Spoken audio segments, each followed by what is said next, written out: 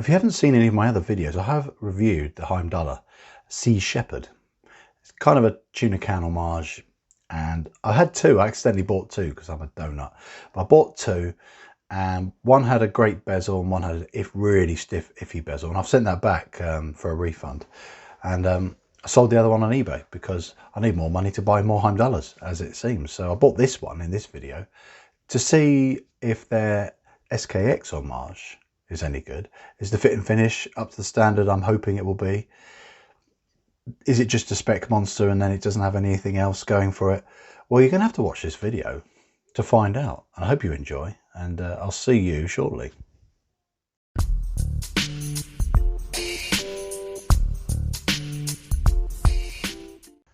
So as I said in the thumbnail, is this the best Seiko homage out there? You're going to have to watch the rest of this video really to help come to your own conclusion, but I need to keep hunting for what I think could be the best, and it's hard to find something that's perfection, but there are brands out there that make these kind of homages that I really like. And this video was, I had to get another Heimdallr just to see how good it really is. I had an issue with the previous Heimdallr, the Sea Shepherd. I mentioned that in the intro, but this one, first impressions are very good. But I'm going to first of all do what I always want to do now for all my videos, is always start out with all the stats and the specs. Then we move on to a slideshow, show the watch out and about out of the studio setting, and I'll finish with my likes and dislikes and conclusion. So that's how this video is going to pan out, and I hope you enjoy. So without further ado, I'm just going to get my notepad and we're going to fly through, and I'll discuss with you all the stats and the specs. So this is the SKX V 2K20, real mouthful. So it's effectively the 2020 edition there. It's buried somewhere deep on the Heimdallr.watch website. I got this for $149. It was on sale, and I paid £36 extra for import duty, which is disgusting if you think about it. That's too much money for percentage-wise what this watch was actually worth. So I'm disappointed that that's consistently what I have to pay from Heimdallr.watch to get these in the UK. And I always seem to have to wait 3 weeks to get them as well, which is disappointing. So I've got that out of the way.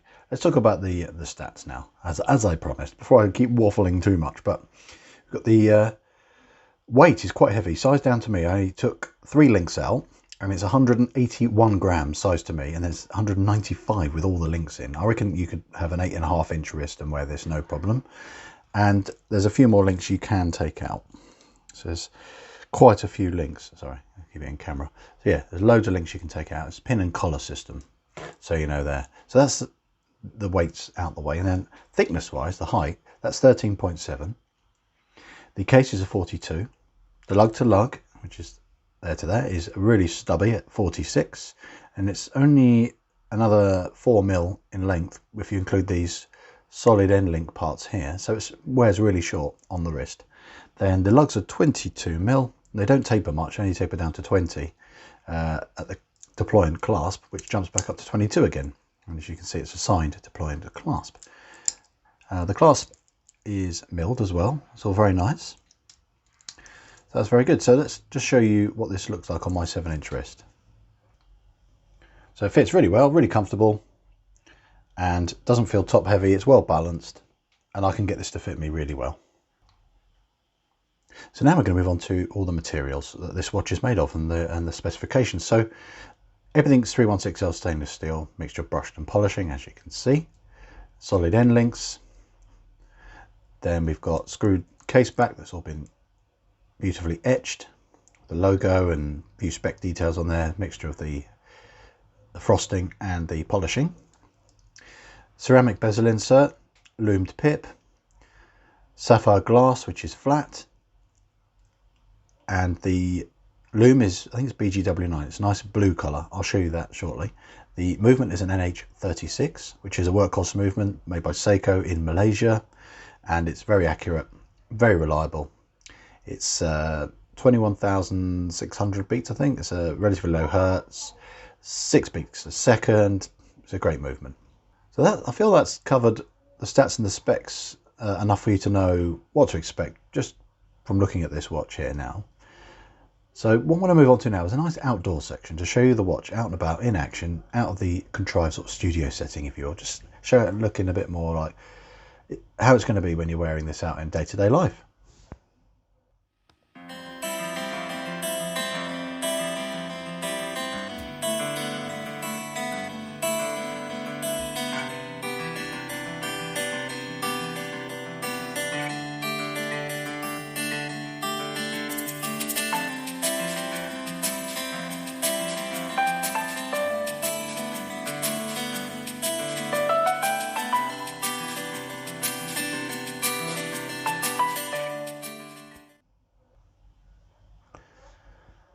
So I hope you enjoyed that little segment I made. I always do like making those sections because it's a chance to really just enjoy looking at the watch, take some nice photos. And now this is the last section of the video. It's really me waffling for a bit, just discuss my likes and dislikes and things I've discovered that you may not be able to see or understand from just looking at it through the video screen. And that is, then I'll finish with my conclusion. So let's start with my likes, and the likes are proportionally size-wise, it's a sweet spot. It's a great fit on the wrist. It's a good, like I said, the size is 42, relatively short lug to lug. Length of the watch, so it fits really comfortably. The design I love the black and the white, contrasts really well together. It has a striking appeal. I do like the shark logo.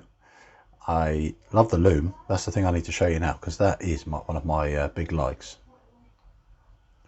As you can see, it's got a nice strong, bold, bright minty blue loom, and then you've got a slightly green colour on the pip, so you've got a contrast there.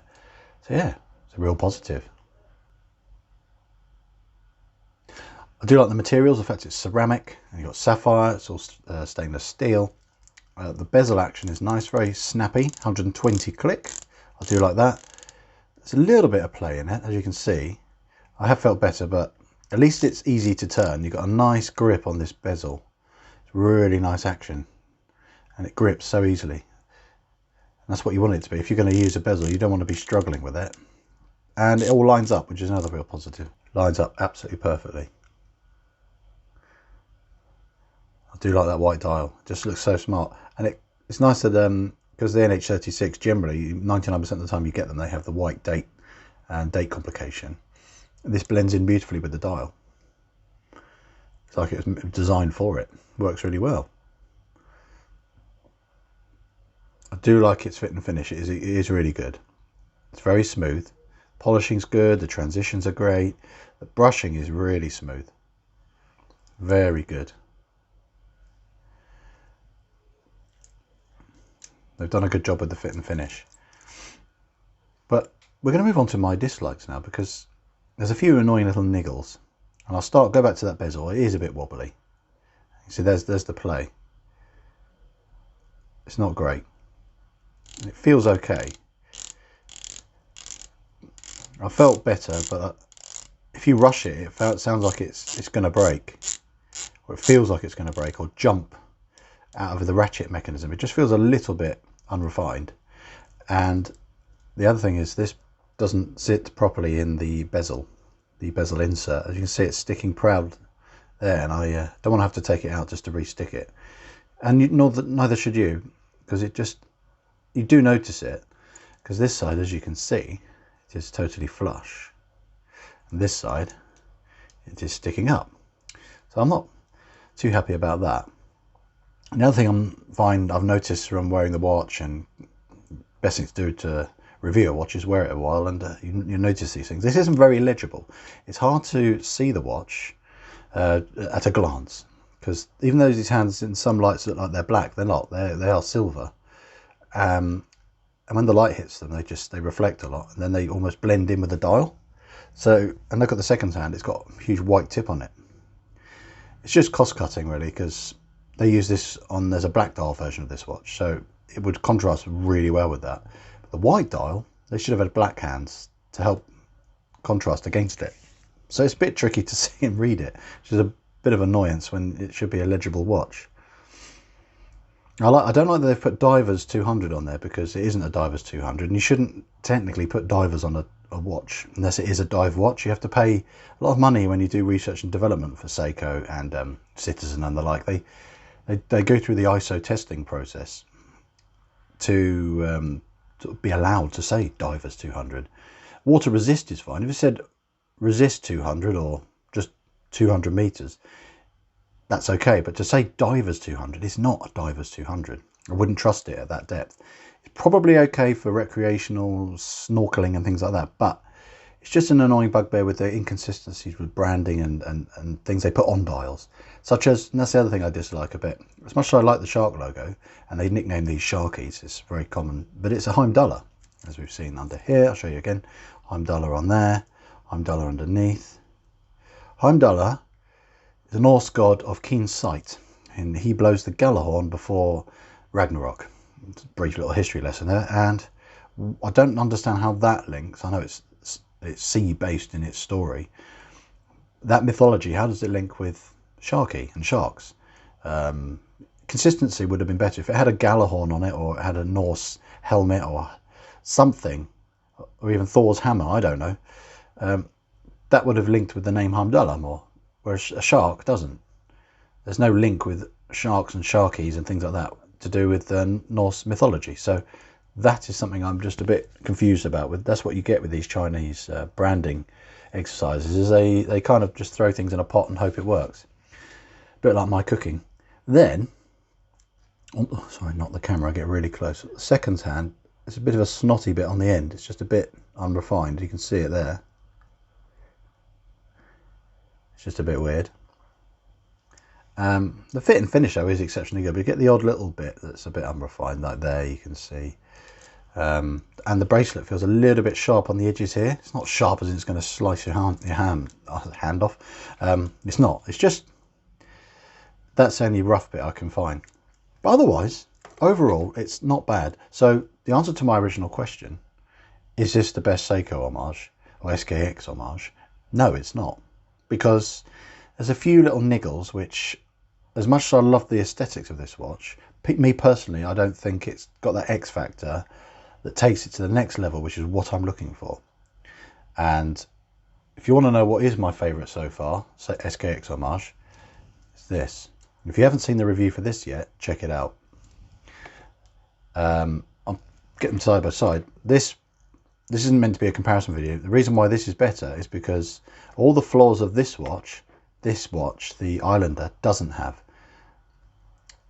This, yes, the Islander costs more, but I'm happy to spend that to eradicate the flaws of this one. This is extremely legible. The fit and finish is absolutely fantastic, and I'm buying from a guy called Mark, and it's a fantastic brand and it's his business. This, it's Heimdallr. I had a poor buying experience from them because they were poor at communicating. It took me weeks to get it, and I pay way too much duty on it. And that's, again, part of the whole buying and ownership experience. So I was disappointed in that. So would I recommend this watch? For the money, it's good. But overall, I'd say maybe consider something else. A steel dive is a lot less, and it offers you a bit more in terms of its fit and finish is sometimes very much often a little bit better. And for the money, it is better. The bracelet on this is better than you get on steel dives, but we can solve that with other things. But in conclusion, this watch is average, and it's not the best Seiko homage out there. Thanks so much for watching, guys. If you've enjoyed this video, and I haven't said it already, do subscribe. I'd love to hear your feedback on this watch, hear your comments on the experiences you've had with Heimdallr, and I'm sure it's been positive. And if not, let me know. And another way you can support the channel is check out my new shop. It's on eBay. Here's the, you don't click the screen, obviously. The link is going to be in the description, but that is my shop. So check it out. Got some good stuff on there. Had to get that in. But thanks again for watching. It's been a real pleasure. Bye for now.